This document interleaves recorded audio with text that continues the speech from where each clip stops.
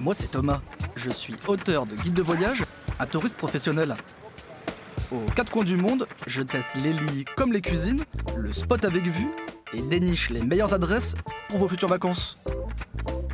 Aujourd'hui, je pars pour un voyage 100% perso à la recherche de mes coins de paradis. Et pour y arriver, je n'ai qu'une seule philosophie, ce ne sont pas les lieux qui font les voyages, mais les gens qui les habitent. Bonjour. Mon ami de Paris. Prochaine étape, Tirana, la capitale de l'Albanie. Sur la carte du tourisme méditerranéen, il y a les têtes de gondole, Grèce ou Italie, les tendances de l'été, Croatie et Monténégro, et puis il y a l'Albanie. 360 km de plage annoncés comme la prochaine destination phare du all-inclusive.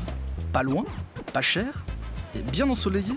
Alors, c'est quoi un pays à l'aube du grand débarquement? Allez, bienvenue à Tirana.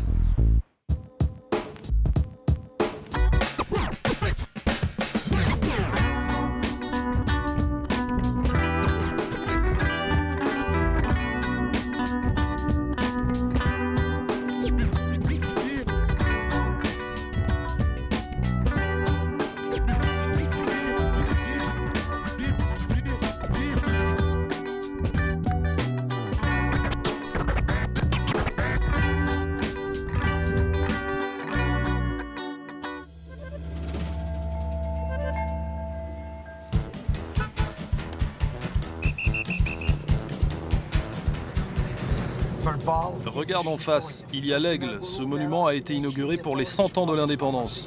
Ah, il est impressionnant. Hein. C'est le symbole de l'État albanais. On l'appelle Stiberia, le pays des aigles. Le pays des aigles. J'arrive tout juste à Tirana. Et à l'aéroport, j'ai rencontré Mehdi, qui est un taxi clandestin. C'est très drôle parce que il me fait la visite guidée depuis tout à l'heure. C'est une très bonne façon d'arriver à Tirana finalement. Voilà l'ancien palais de la culture. Ça date du communisme. Oui, ça date du communisme. Maintenant, on y trouve l'opéra et le ballet national. Ici, c'est notre héros national, Skanderberg.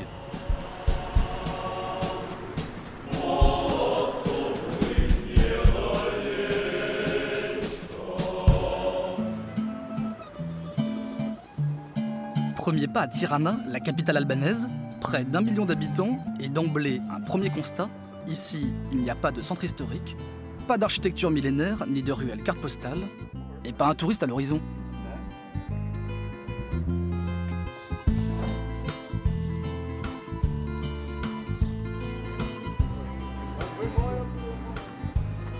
La ville offre le spectacle d'une vie à ciel ouvert. Ici, plus qu'ailleurs, mon voyage se fera à travers les rencontres. Tant mieux, c'est tout ce que j'aime.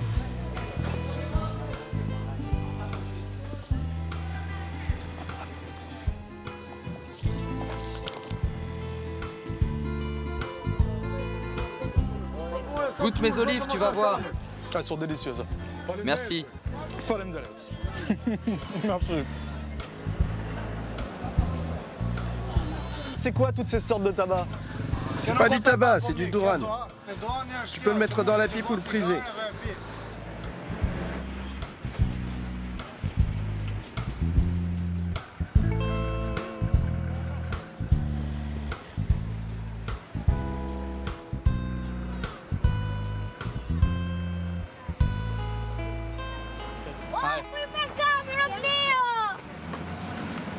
Qu'est-ce que vous faites?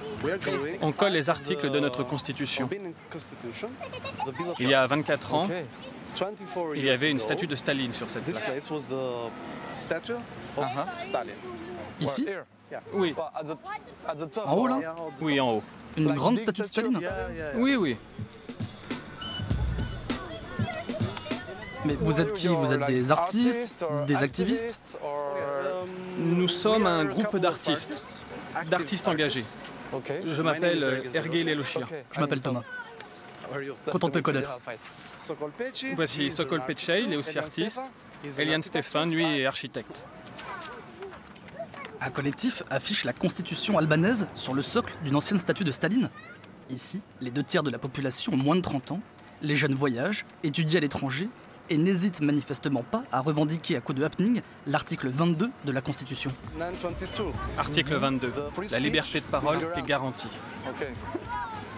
Et de fait, c'est exactement ce que vous prouvez. Beaucoup de personnes, en particulier dans la périphérie, ne connaissent pas vraiment ces articles, donc c'est une bonne chose de les exposer.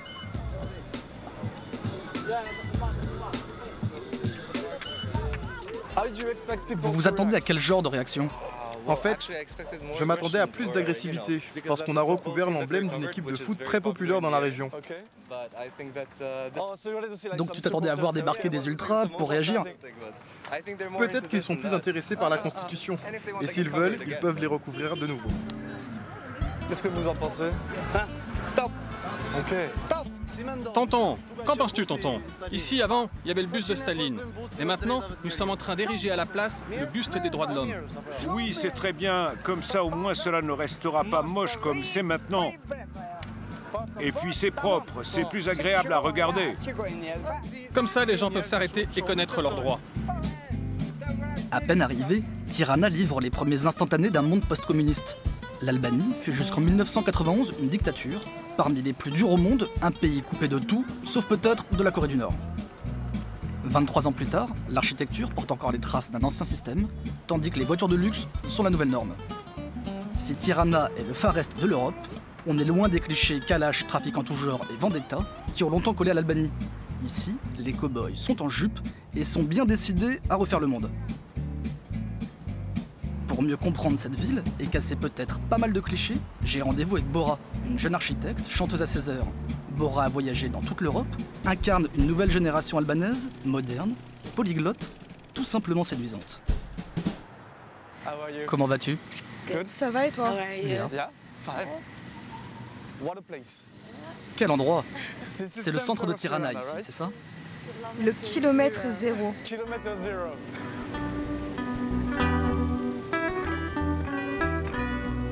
La grande place de Tirana concentre les anciens bâtiments officiels, un brin totalitaire. Bora me montre l'ancien visage de sa ville. Ici, ce sont les nouvelles extensions qui ont été construites. Cette partie de la ville n'était pas du tout développée. Alors, l'ancien régime a d'abord posé la route. Il n'y avait rien autour. Puis, ils ont construit des bâtiments emblématiques. L'ensemble est plutôt impressionnant. 100 mètres plus loin, c'est déjà un nouveau décor. Tu remarqueras que beaucoup de nouveaux bâtiments à Tirana sont très colorés.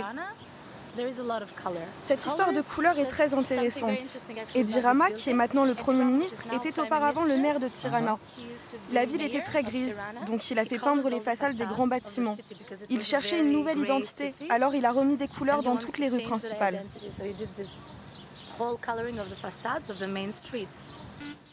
À défaut de pouvoir rénover sa ville par de nouvelles constructions, Edi Rama, l'ancien maire, également artiste peintre, fait appel dans les années 2000 à des artistes pour changer le visage de sa ville.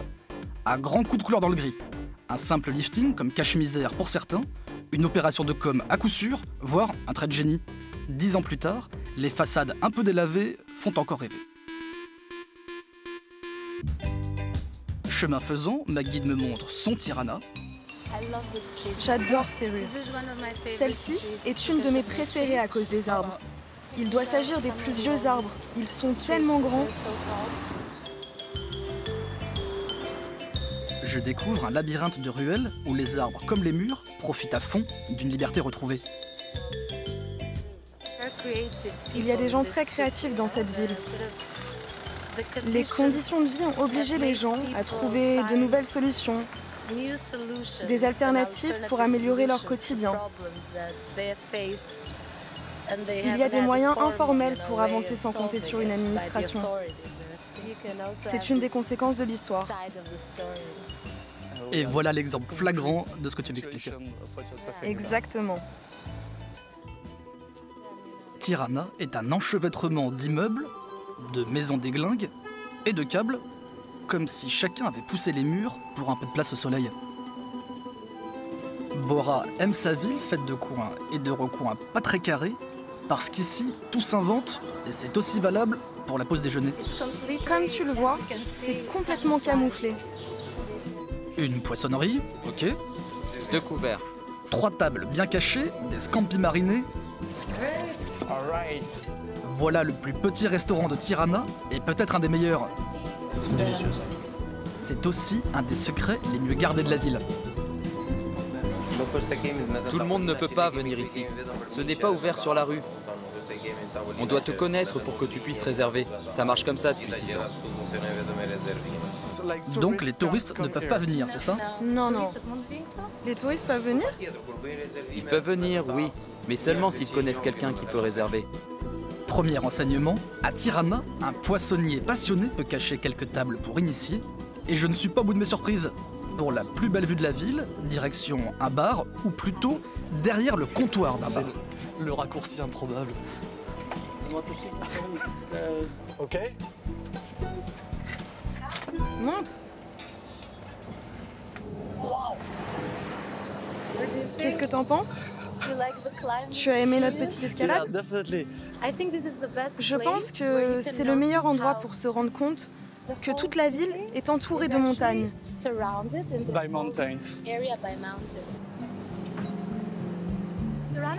Tirana a été fondée, on va dire, au XVIIe siècle. Il y avait un tout petit centre dans ce coin-là. C'était un tout petit village. Il a commencé à grandir pendant la période ottomane.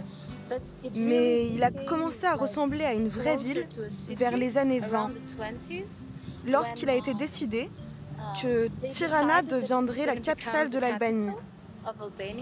Tu dois comprendre que l'indépendance de l'Albanie a eu lieu en 1912 et on avait besoin de développer une capitale qui devait en quelque sorte devenir le symbole de cette volonté d'indépendance. Bora m'explique que l'ancien village est devenu la capitale albanaise parce qu'il était loin de tout envahisseur. Tirana n'est pas une capitale culturelle, ni historique, mais un choix géographique. Ne cherchez pas de vieilles pierres ici, il n'y en a pas, ou peu. Mais dans les pas de Bora, je découvre une ville jeune, de tout juste 100 ans, qui se développe aujourd'hui à grande vitesse. Depuis 20 ans, des quartiers entiers sortent de terre et toute une génération invente de nouveaux codes pour vivre leur ville autrement.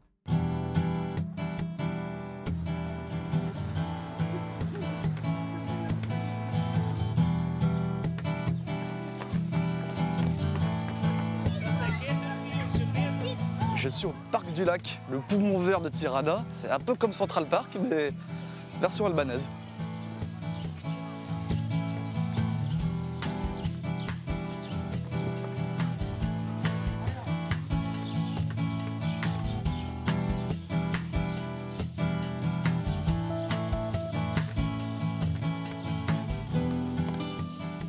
Mirdita.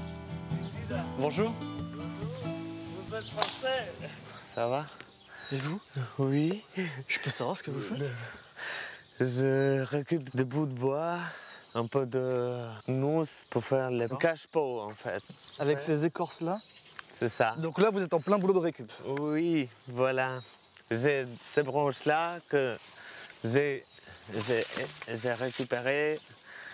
Ça aussi, je mets dans une composition un peu exotique, on dit. Rezar est un artiste, fleuriste, bricolo, écolo. Il ne m'en fallait pas plus pour lui emboîter le pas et découvrir la phase bucolique de Tirana. Si vous voulez me suivre, on prend la route. Ah, je te suis. Oui, on y va.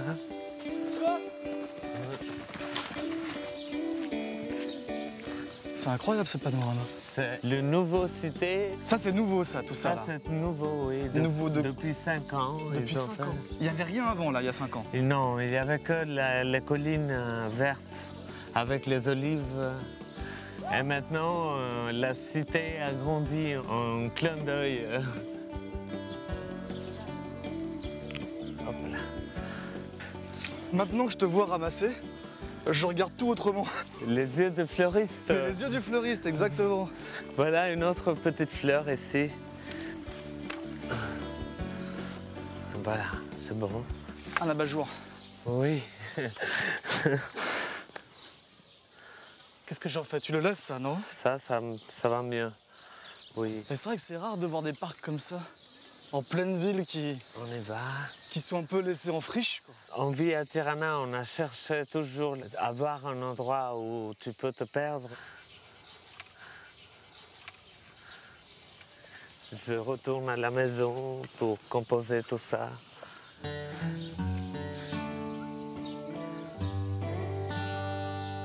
Je pense pensais pas me promener en pleine ville avec des morceaux de bois. des morceaux de bois. Moi, j'ai l'habitude. T'as l'impression qu'on ressort de la montagne. Oui. Je ne vais pas laisser Rezar et son bouquet en si bon chemin. Une location de vélo plus tard, et on en trouve beaucoup à Tirana. Je suis paré. Ouais, voilà. Louer un vélo à Tirana, c'est pas compliqué. Hein. Une pièce d'identité, quelques lecs, et c'est parti. C'est bon. Alors je pensais pas du tout me retrouver faire une balade à vélo Avec des branches. oui. Mais c'est aussi ça, voyager autrement. Hein. Et je ne suis pas au bout de mes surprises. Rezar est loin d'avoir fini sa curieuse récolte.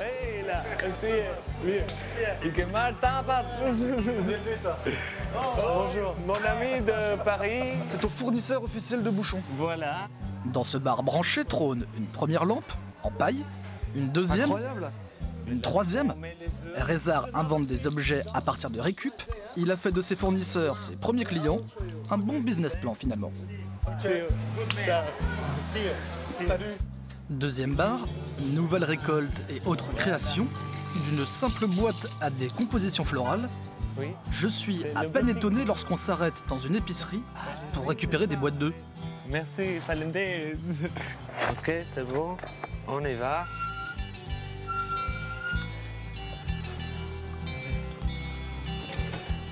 Alors c'est là le petit laboratoire.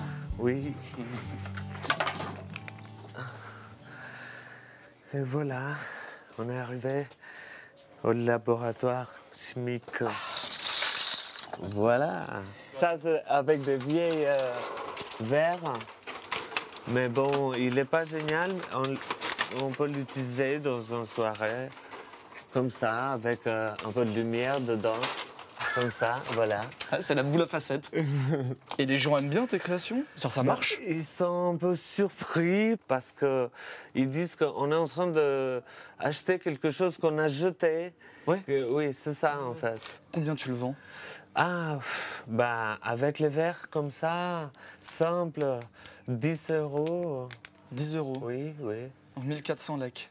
Oui, à peu près, oui, oui. Olé. Génial. C'est ça. Allez, joyeux Noël.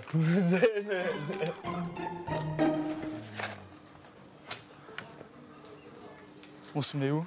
On se met là, sur la chaise. Bah ouais, super. Une petite table, il suffit une petite table. Juste comme ça. Oh, t'es bien, Attention t'es la bien tête. installé. Attention. Alors, je vois qu'on n'est pas tout seul. Ah oui, il y a les canards. Ouais.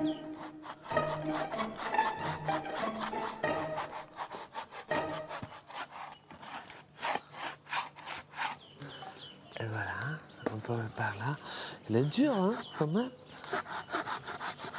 Comment t'as commencé à faire tout ça? Ton petit business, là, comment ça s'est mis en place?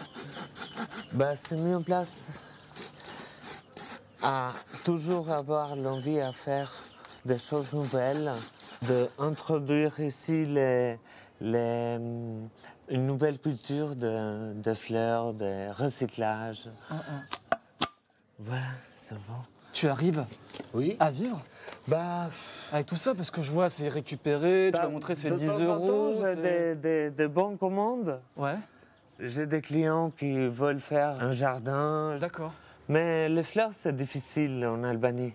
C'est pour ça que j'ai laissé un peu de côté pour m'occuper un peu de recyclage. Pourquoi c'est pas suffisant, les fleurs en Albanie? Les gens, ils n'ont pas assez d'argent pour les fleurs. Ouais. C'est un peu le luxe. Ça commence à prendre vie.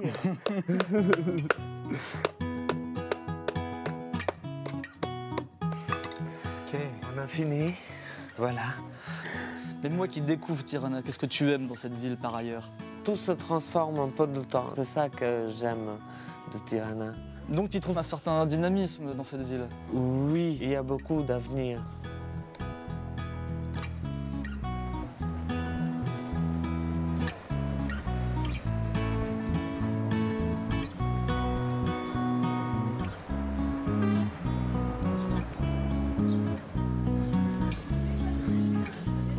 C'est ça, notre ami Ilir. Une boîte plus tard, je suis Rezar livrer sa création du jour dans un hôtel voisin. So Salut, Thomas. Au Backpacker Hotel, on cultive aussi un certain art du recyclage. De la vie en communauté, de l'expression libre, de la plante verte et de la détente. Le tout en plein centre-ville. Ça fleure bon les 70s et les fleurs dans la grisaille. Loin de subir la ville, Reza et ses potes l'ont juste recyclé à leur façon.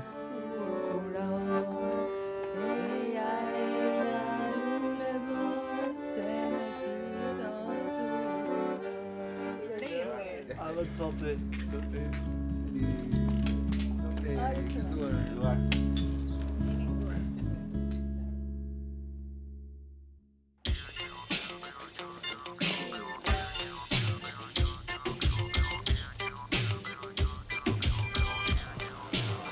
Ça, c'est quelque chose qu'on trouve partout à Tirana. L'autosport, Xoy Loto, c'est des bars de paris sportifs. Il y en a environ tous les 10 mètres, une vraie institution. Forcément, ça me donne envie de parier. De gagner, d'acheter une Mercedes.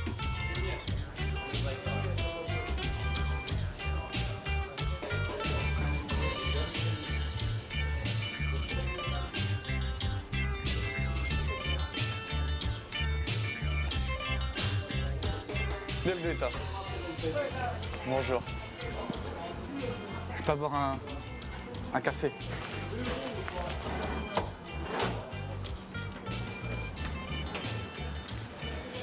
Je peux parier sur quoi aujourd'hui? Regarde sur cette page, tu as tous les paris en jeu aujourd'hui. Que du foot. Ah, et tout ça, c'est les paris du jour.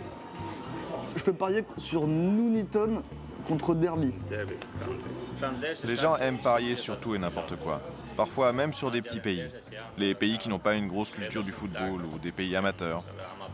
Ouzbékistan, Tadjikistan, des pays comme ça. Les paris sportifs comme ça, c'est nouveau ou ça existe depuis des dizaines d'années? Les paris sont devenus légaux en 1988, mais il y en avait déjà avant, des paris clandestins. Ici, les gens aiment parier. C'est de l'argent facile, on a toujours parié, mais aujourd'hui c'est légal. Alors pourquoi est-ce que les Albanais aiment autant parier? Je crois que c'est simplement parce qu'on croit au destin. Beaucoup de chances qui changent tout. Eh ben moi aussi je vais parier alors. Nuneaton contre Derby, 20h45. Victoire de Derby à l'extérieur. Gros coup de poker là. Je croise les doigts. Et j'avais une question, mais là j'ai vu vos clients. Mais vos clientes qui sont là, elles parient elles aussi? 3 mamies dans un bar de paris sportifs, c'est déjà la promesse d'un voyage. Je ne résiste pas. Vous avez parié sur quoi aujourd'hui? Non, nous on prend pas de paris. Notre pari, c'est de venir boire le café ici, 6 jours par semaine. Ici. Ici. À cette table. On vient ici 2 heures, toutes les 3, pour parler l'une avec l'autre des choses de la vie. Les bonnes et parfois les dures. Et après, on rentre à la maison. Pourquoi est-ce que vous vous retrouvez ici et pas ailleurs? Parce que nous sommes à un âge avancé. Nous sommes vieilles. On ne peut pas rester dans n'importe quel bar. En plus, on reste 2 heures à table. Si on va dans d'autres bars, dès que notre café est fini, on peut nous demander de partir. Alors qu'ici, ils nous laissent tranquilles, on peut rester autant de temps qu'on veut. Toute la matinée si on veut. Ça veut dire qu'ailleurs, vous pouvez pas rester tranquille? Impossible! Tu bois ton café et au bout de 30 minutes, tu te lèves et tu laisses la place à d'autres. Moi, mon père était riche à l'époque. Au début de la guerre, vers 1940, il y a eu beaucoup de manifs. Les gens disaient « on veut du pain, on veut du pain ». Moi aussi, j'étais dans la rue. Mais mon père m'a surprise. De retour à la maison, il m'a dit « Comment? Tu as tout ce qu'il te faut, mais tu manifestes ?» Alors, je suis partie dans les montagnes pour rejoindre un groupe de partisans dans la région de Girocastra. Donc à 14-15 ans, vous êtes devenue partisane? J'avais un fusil automatique et je partais de village en village avec mon automatique. Le fusil? J'organisais des réunions pour les jeunes. Je recrutais ceux qui voulaient combattre et devenir partisans, comme moi. Et vous avez tiré? Oui, je faisais partie du groupe des partisans de Malakastra. Moi, je n'étais pas sur le champ de bataille, mais en charge du recrutement. Quand il y avait une grosse opération, celui qui avait un automatique partait toujours en première ligne. Dans ce cas-là, je sortais au premier rang, peu m'importait la vie. Je voulais juste libérer mon pays. Ces souvenirs-là, c'est des souvenirs de peur ou c'est des souvenirs de liberté? J'étais jeune et je ne pensais pas à la mort. Plus tard, en y repensant, je me suis dit que j'aurais dû avoir peur vu les circonstances. Mais à l'époque, je ne me rendais pas compte. Donc j'en garde un bon souvenir. Tout de suite après la guerre, j'ai repris l'école pour finir mes études. Vous deux, vous étiez pas partisanes? Non. Moi, je suis née à Tirana. Mon grand-père et mon arrière-grand-père étaient de Tirana aussi. Je me souviens bien du Tirana de 1939, quand l'Italie fasciste a occupé l'Albanie. J'étais petite, mais je me souviens des avions qui passaient sur nos têtes. On partait se réfugier sous les arbres. Il n'y avait pas de cave à l'époque, ni d'abri souterrain. En ville, on trouvait seulement des petites maisons d'un étage et quelques villas. Et après, vous avez vécu toute la période communiste jusqu'à il n'y a pas si longtemps que ça? Il y a eu des bonnes choses pendant la période communiste. Mon mari et moi avons travaillé dans les travaux publics. On a apporté l'eau potable et l'électricité. On faisait aussi des actions de volontariat pour construire le pays. Pour moi, c'était une bonne période. On était pauvres, mais on avait du travail. Pour les petites gens, la dictature a eu aussi du bon. Pour les riches, ce régime a été très rude. Vous, vous étiez pauvre ou riche? Classe moyenne. Ni riche, ni pauvre.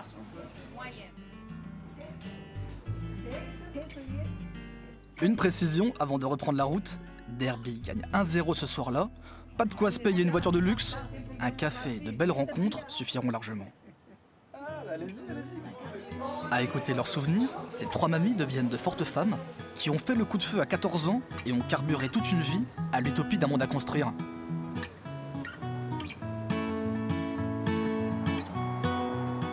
Aujourd'hui, la nouvelle génération marche en talons hauts sur des trottoirs défoncés. Un numéro d'équilibriste à l'image de cette ville entre élégance et poids d'un passé à digérer. Et s'il y a bien un lieu emblématique de ce monde entre deux eaux, c'est la pyramide, une sorte de cône de béton planté au milieu de la ville. C'est moche, hein?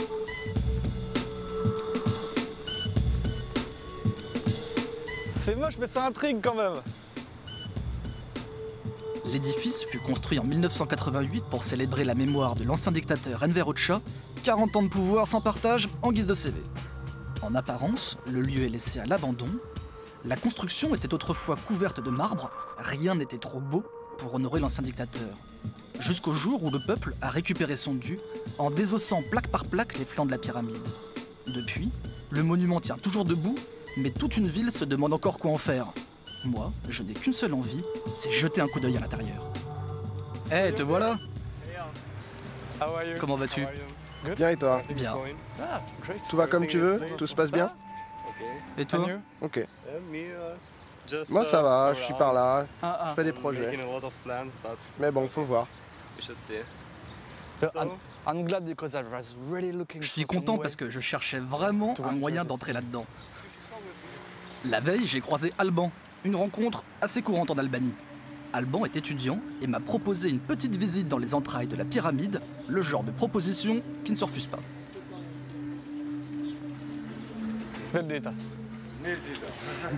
Bonjour. C'est un peu le bordel, mais bon. C'est de l'archéologie, mais en Albanie, ça change de l'Égypte. C'est de l'archéologie moderne. Incroyable.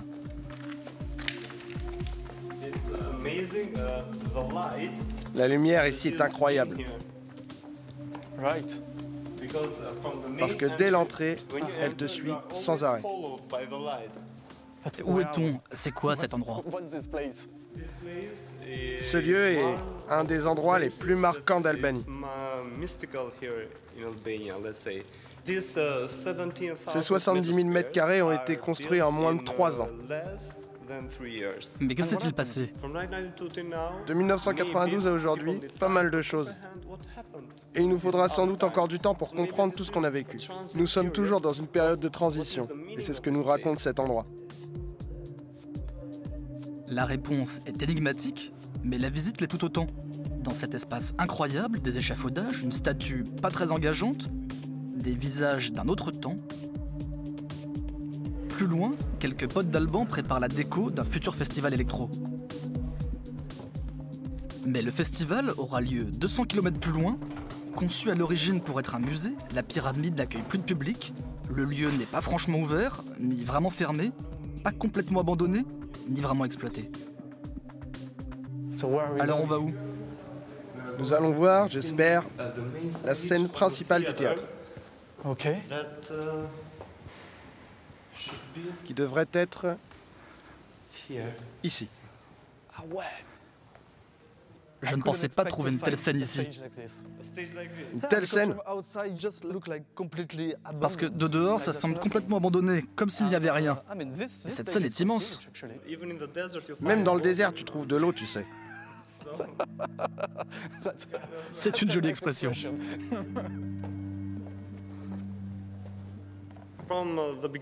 Au début de la démocratie en Albanie, cet endroit servait de centre culturel international. On a entendu parler de projets comme la rénovation du théâtre ou l'installation du nouveau parlement albanais.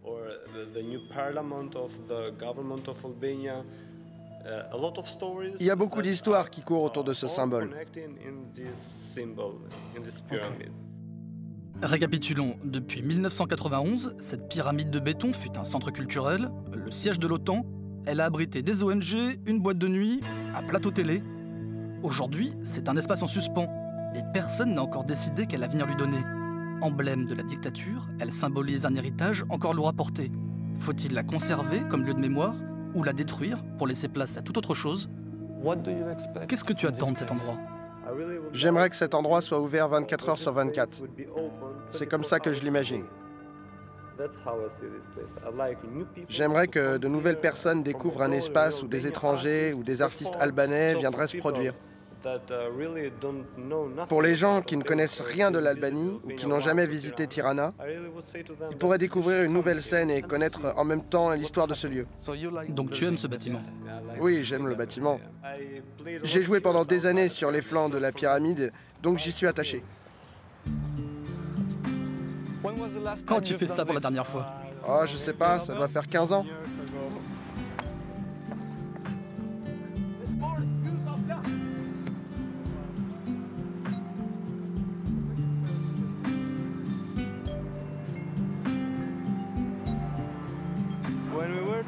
Quand on était petit, on pouvait voir beaucoup de verdure d'ici. Et on voyait la Lana, la vieille rivière de Tirana. Maintenant, à chaque fois que je monte ici, je découvre de nouvelles choses. Tout est mouvement, de nouveaux buildings, plein de choses. C'est un bon point de vue, parce qu'un bon point de vue est un point de vue qui évolue. C'est vrai. Tu es un philosophe. Je sais pas. Avec la fin de la dictature, une ville mise sous cloche pendant 40 ans s'est mise à bouillir, chauffée à blanc par une liberté retrouvée. Et depuis, elle ne s'est jamais arrêtée. Tirana est une ville balkanique, un mélange d'improvisation, de poésie du béton et de grande soif de liberté. Pour sortir des sentiers battus, pas besoin de chercher bien loin. J'ai par exemple rencontré un artiste qui se prenait pour Dali. Et là, croyez-moi, tout ce qui peut paraître improbable ailleurs deviendrait presque normal à Tirana. On est où là? Au milieu de l'usine, devant quelques troncs, Dali, ou plutôt Alexander, me décrit sa prochaine création. Je veux sculpter une grande porte autour de 22 personnalités européennes. Elle aurait pour thème la culture européenne. En bois. La France serait comme symbole Molière, pour l'Allemagne, Goethe, l'Italie, Federico Fellini, l'Espagne, Picasso, l'Angleterre aura William Shakespeare.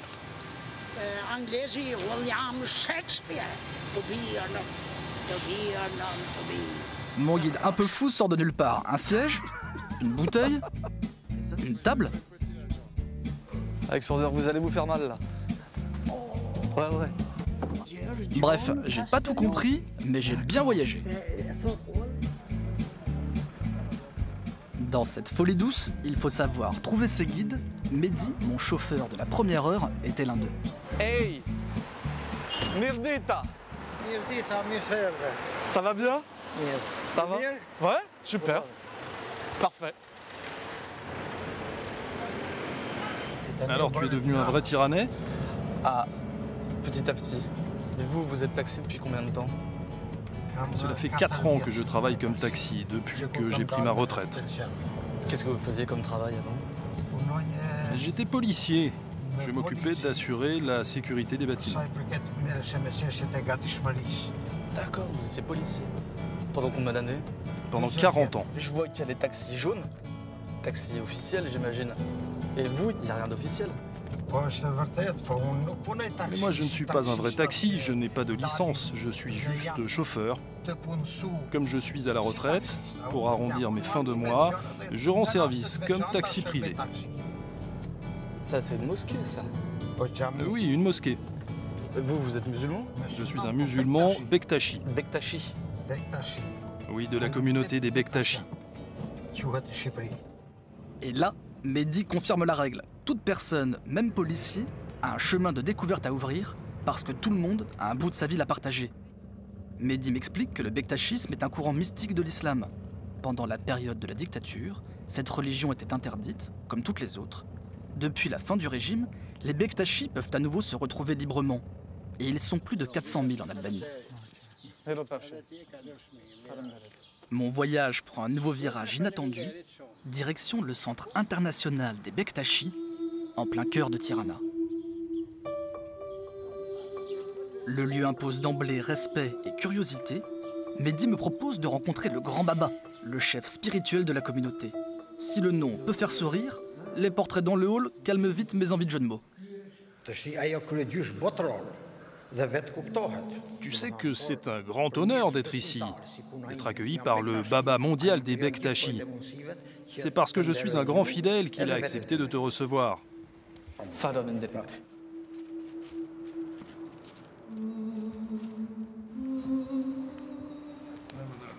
Donne-moi ta main.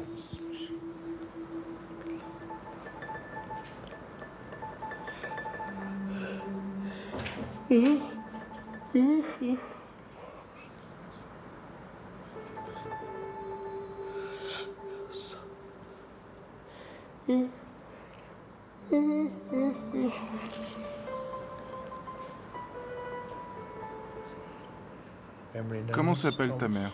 Chantal.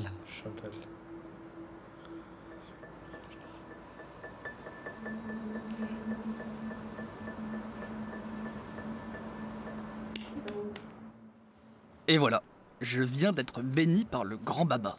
Et un peu plus que ça. À coups de sanglots, il aspire les pensées négatives, puis souffle sa bienveillance, et croyez-moi, l'intensité qu'il met dans l'opération est impressionnante. Forcément, ça donne envie d'en savoir plus. Pour tout vous dire, je savais pas que les bektachis existaient. On n'en parle pas en France. Donc je suis arrivé ici grâce à Mehdi et je découvre complètement. Le bektachisme est un courant mystique de l'islam. Nous sommes 150 millions à travers le monde.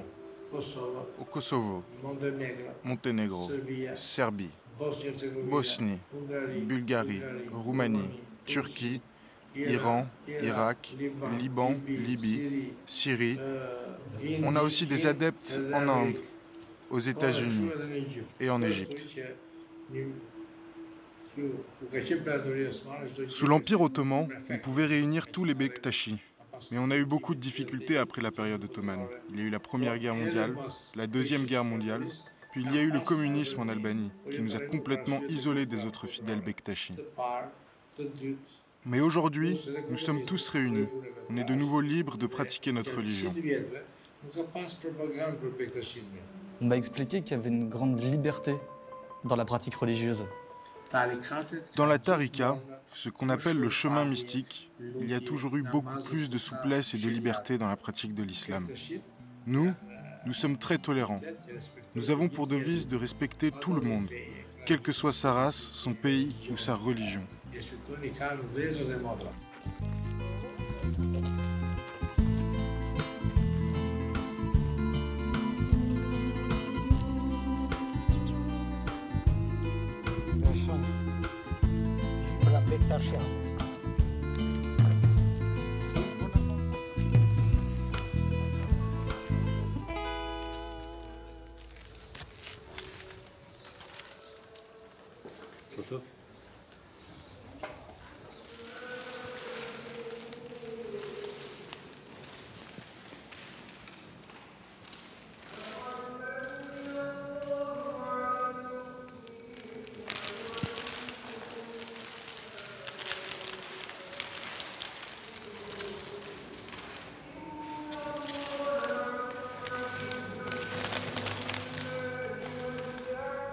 C'est un jour particulier aujourd'hui.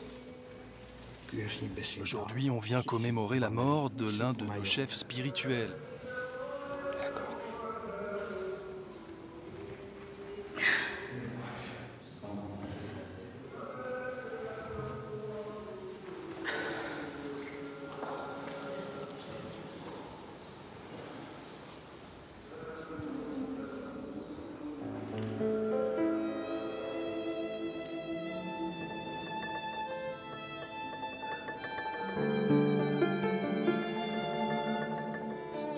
Ça, c'est les autres grands babas. Dédé Ali Rizai, Dédé Jafer Sadiq, et Baba Bayram Mahmoutaï. D'accord. Baba Bayram Mahmoutaï a été emprisonné avant la démocratie. Il était considéré comme un ennemi politique par la dictature. Ça veut dire que pendant les 40 ans de la dictature, vous, en tant que Bektashi, vous vous cachiez alors? Oui, tous les fidèles pratiquaient leur religion en cachette. On continuait à faire les rites à la maison, mais on ne se montrait pas. L'ancien policier n'a plus besoin de se cacher et peut vivre pleinement aujourd'hui cette drôle de religion. Mehdi me montre leur futur lieu de culte, une construction qui témoigne de la vitalité du courant Bektashi en Albanie. Les Bektachis se réclament de l'islam, mais ne suivent pas les interdits de la religion musulmane. Ils ont leur propre spiritualité et leurs propres règles. Une religion finalement à l'image d'un pays où chacun est désormais libre de faire comme il l'entend, quitte à revisiter à sa façon une religion. Alors vous, vous êtes fier de ce lieu-là? Bien sûr que je suis fier, d'autant plus que ce lieu a été construit sans l'aide de personne, uniquement avec les dons des fidèles. Chacun a donné ce qu'il pouvait pour contribuer à bâtir ce grand lieu de prière.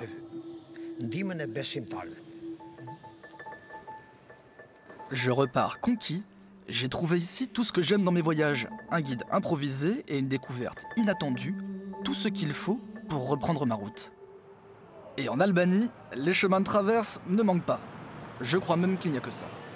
Là, je ne suis plus à Tirana, mais à 200 km au sud. Une auberge de montagne et une soirée bien arrosée.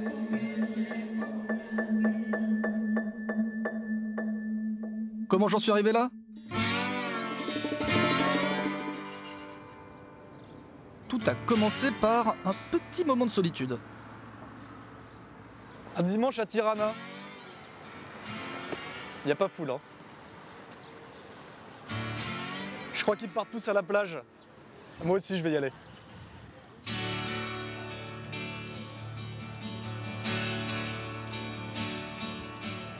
D'abord, il a fallu s'équiper. J'ai trouvé la carte routière, c'est déjà un bon début.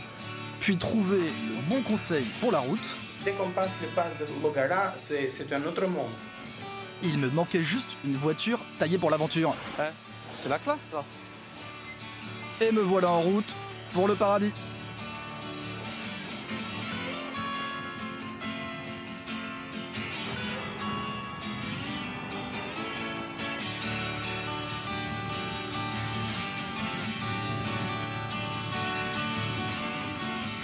À 30 km de Tirana, je trouve une station balnéaire. Bon, première étape à Doulos, et là, j'ai comme un doute. Du béton, du monde, c'est pas encore ça. 116 km plus tard, j'arrive à Vioré. Et là, le bord de mer est déjà plus engageant. Mais on m'a promis un autre monde.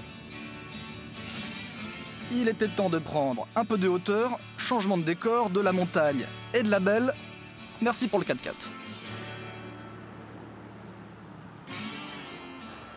Je fais escale dans une auberge, à 970 mètres d'altitude précisément. Dans ce refuge de montagne, repas copieux, très copieux et ambiance familiale, voire musicale.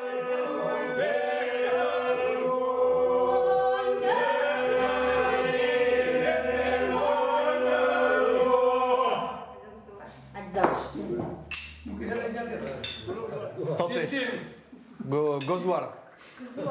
Gozwara. Et c'est là que tout a basculé. Vas-y, prends une bière et amène-lui. Assieds-toi. Ah, merci. Comme ça, je pourrais être tranquille avec vous. Mildita.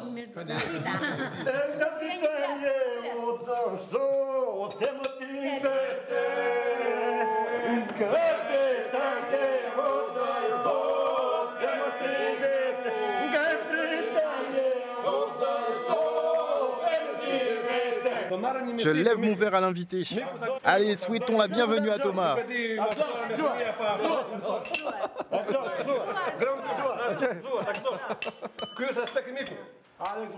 À votre santé et à votre accueil.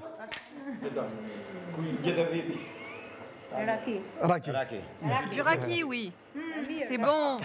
C'est fort aussi. Ça marche bien. Ça donne envie de chanter.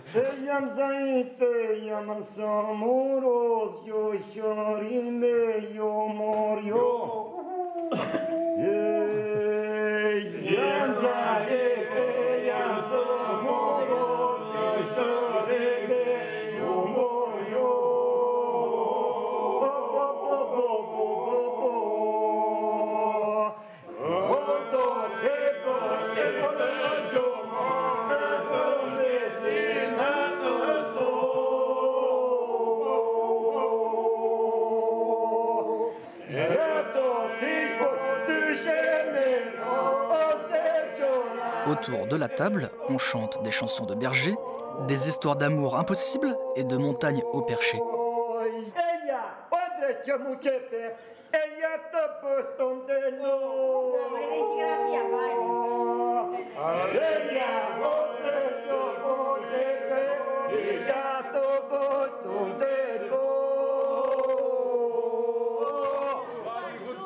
Santé. Les chansons là que vous chantez, c'est des vieilles chansons ou c'est vous qui inventez les paroles? Mon amour est parti, mon mal est incurable. Chaque chanson est très vieille. Il est probable qu'avec le temps, elles aient évolué, mais ce sont des chansons ancestrales.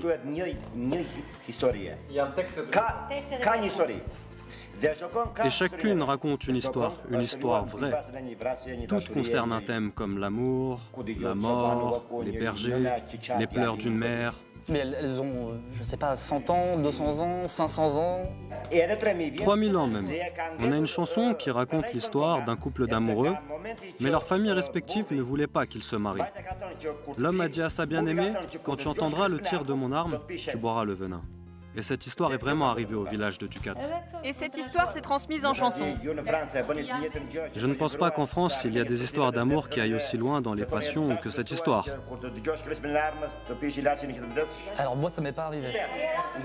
Peut-être que tu n'as jamais été vraiment amoureux.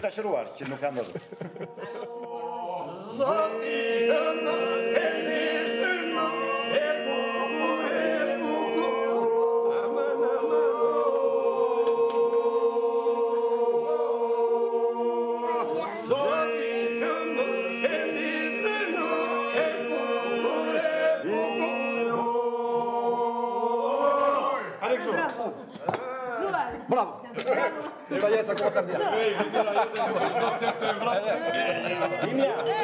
Vous lancez une chanson. Et vous répondez. Celui qui commence s'appelle le preneur. Le répondeur, lui, répond dans un style haché, puis le lanceur reprend. Vous chantez toujours à plusieurs? Généralement, c'est ceux qui sont là. On est 5-6 maximum. Et pourquoi 5? Pourquoi pas plus? Plus nombreux, ça détruirait l'harmonie. Et la soirée se poursuit sans fausse note, à grands coups de chansons, de rire et de raki. Et ce soir, vous célébrez quelque chose de particulier ou ça vous arrive souvent? C'est le hasard qui est le roi du monde. Eh ben, vous savez quoi, ce soir? C'est moi le roi du monde. C'est un grand plaisir. Tu vas dormir chez nous et c'est toi qui mettras fin à cette soirée.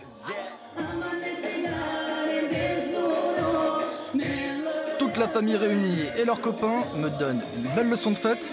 Rire, boire et danser, ça sent bon les Balkans et la simplicité. Et quand j'ai rendu les armes, croyez-moi, ils étaient encore en train de chanter.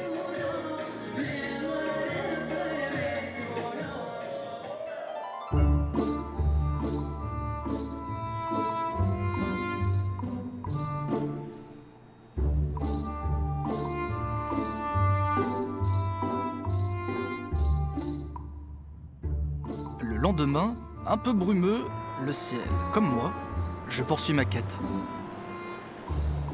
La route plonge vers la mer, j'y vois la promesse d'une crique déserte et le chemin a déjà le goût du paradis.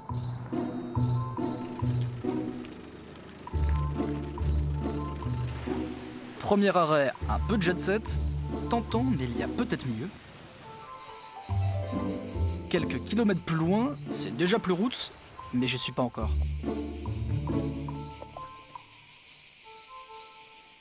C'est par là le paradis! Au bout de mon voyage, je touche au but. Une plage déserte et une mer azurée. J'ai trouvé le paradis! Il n'y avait plus qu'à plonger. L'Albanie cache une ville un peu folle et des kilomètres de côte sauvage à explorer. Un petit miracle qui pourrait bien ne pas durer. Le grand navire touristique, ses hôtels et ses circuits balisés ne devraient pas tarder à accoster. Alors, un dernier conseil pour la route, amateur de folie douce et de voyages improvisés, le Far Est de l'Europe, c'est maintenant qu'il faut y aller.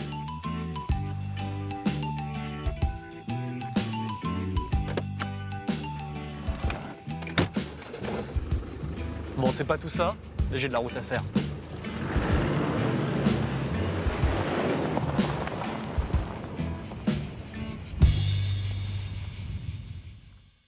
Attaque dans la montagne! Vas-y! Ah, ok.